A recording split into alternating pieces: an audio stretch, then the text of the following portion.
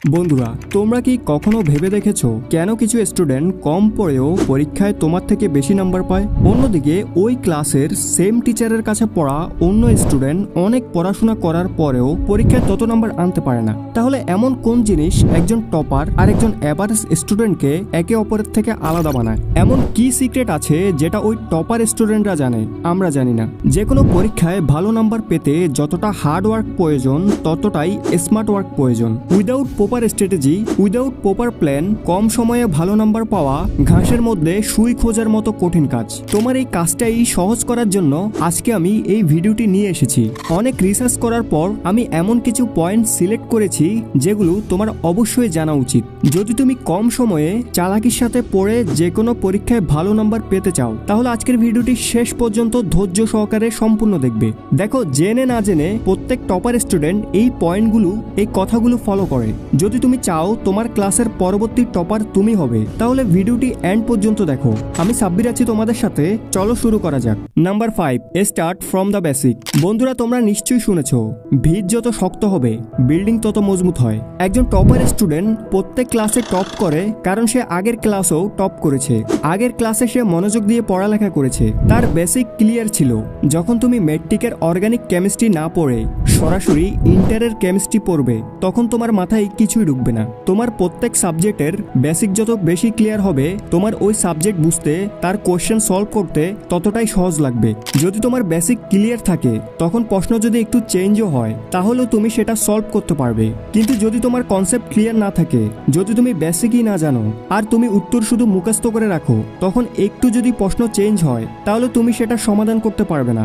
এজন্য তুমি যে কোনো সাবজেক্ট, যেমন যদি তুমি ম্যাথ পড়ো, তাহলে তুমি প্রথমে সেটার যত ফর্মুলা আছে সেগুলোর একটা শিট বানাও। যদি তোমার বেসিক ক্লিয়ার থাকে, তাহলে যে কোনো সাবজেক্ট পড়তে তোমার সহজ লাগবে, মজা পাবে, আর মুখস্থ করতে হবে না, কাজ সহজ হয়ে যাবে। অনেক সময় তুমি দেখবে টিচার যখন প্রশ্ন করে, তখন যে আগের ক্লাসে টপ করেছে সে তাড়াতাড়ি উত্তর দিয়ে দেয়, আর তুমি দিতে পারো না, কারণ তার বেসিক ক্লিয়ার আছে। আজ প্রথম চ্যাপ্টারে তুমি যা পড়বে সেটার কনসেপ্ট পরবর্তী চ্যাপ্টারেও ইউজ হবে। Number 4, study in variety way. একটি টপিক পড়ার একের অধিক পদ্ধতি থাকে।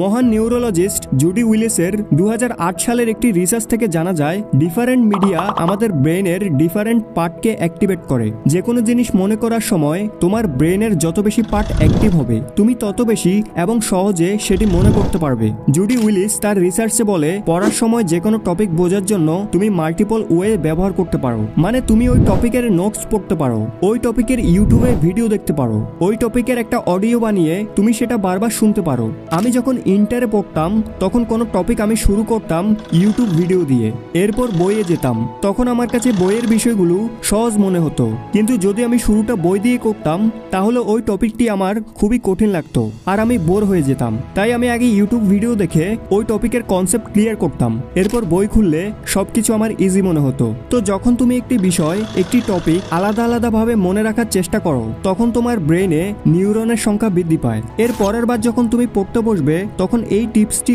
অবশ্যই ফলো করবে। Number 3, analysing previous year papers and demand of examination before jumping in preparation. বন্ধুরা, এই পয়েন্ট অনেক গুরুত্বপূর্ণ।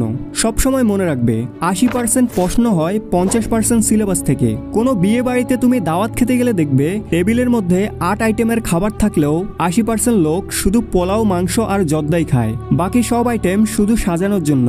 এভাবে 80% রেজাল্ট আসে 50% ইনপুট থেকে। ঠিক এইভাবে তুমি যেই পরীক্ষায় অ্যাটেন্ড করতে যাচ্ছ, ওই পরীক্ষার রিলেটেড সবকিছু তোমার জানা উচিত। তোমার জানা উচিত পরীক্ষার ডিমান্ড কিসে আর কোন ধরনের প্রশ্নকে বেশি গুরুত্ব দেয়। আর এগুলো তুমি তখনই জানবে যখন তুমি প্রিভিয়াস ইয়ার কোশ্চেনকে অ্যানালাইজ করবে। এজন্য তুমি যে কোনো পরীক্ষার প্রস্তুতি নাও না কেন, তোমাকে কমপক্ষে লাস্ট 3 বছরের প্রশ্ন অবশ্যই সমাধান করতে হবে। Number 2, summarise what you read. যেমনটা আমি বলেছি, 80% প্রশ্ন 50% সিলেবাস থেকে আসে। এই 50% সিলেবাসের যে টপিক বা তুমি যাই পড়ো, তুমি সেগুলো সামারাইজ করতে পারো। কম শব্দ ব্যবহার করে ম্যাক্সিমাম সিলেবাস কভার করতে পারো। এজন্য তুমি প্রত্যেক চ্যাপ্টারের শর্ট নোট বানাতে পারো, এতে রিভিশন করতে অনেক সহজ হবে। অনেক স্টুডেন্ট এজন্য পরীক্ষায় পিছিয়ে যায়, কারণ তারা সময় মতো রিভিশন করতে পারে না। তুমি যে কোনো টপারের ইন্টারভিউ দেখো, সবাই বলবে আমি প্রত্যেক সাবজেক্ট অ্যাটলিস্ট 4 থেকে 5 বার রিভিশন করেছি। Number 1, read multiple subject each day rather than focusing on just one subject. বন্ধুরা, 2012 সালের একটি গবেষণায় দেখা যায় যে একদিনে এক সাবজেক্ট পড়ার থেকে ভালো তুমি একদিনে একাধিক সাবজেক্ট একটু একটু পড়ো। এজন্য তুমি যদি বোর্ড পরীক্ষার প্রস্তুতি নাও তাহলে তোমাকে একদিনে সব সাবজেক্ট একটু একটু পড়ার অভ্যাস করতে হবে। একদিনে এক সাবজেক্ট পড়ার ফলে একই ধরনের ইনফরমেশন মিক্স আপ হতে পারে। অন্যদিকে তুমি যদি একটু একটু করে সব সাবজেক্ট পড়ো এতে তোমার মনে রাখতে সহজ হবে আর ইনফরমেশন মিক্স আপ হবে না। তো বন্ধুরা, এখন ভিডিওটি সামারাইজ করা যাক। সবার প্রথমে তোমাকে সব সাবজেক্টের বেসিক জানতে হবে। এরপর তোমাকে বিগত বছরের প্রশ্ন চেক আউট করতে হবে, শর্ট নোট বানাতে হবে, একদিনে মাল্টিপল সাবজেক্ট পড়তে হবে আর সময় মতো রিভিশন করতে হবে। ভিডিওতে বলা কথাগুলো যদি তুমি ফলো করো তাহলে তোমার ক্লাসের পরবর্তী টপার তুমি হবে। ভিডিওটিতে বলা কোন কথাটি তোমার ভালো লেগেছে আমাকে কমেন্ট করে জানাও। সো নেক্সটে আরও অসাধারণ স্টাডি টিপস নিয়ে আমরা আসছি খুব শীঘ্রই। তাই মিস না করতে চাইলে চ্যানেলটি সাবস্ক্রাইব করে পাশে থাকা বেল বাটনটি অন করে রাখো। সো আজ যাচ্ছি, দেখা হচ্ছে এরকম অন্য কোনো ভিডিওতে। Thanks for watching.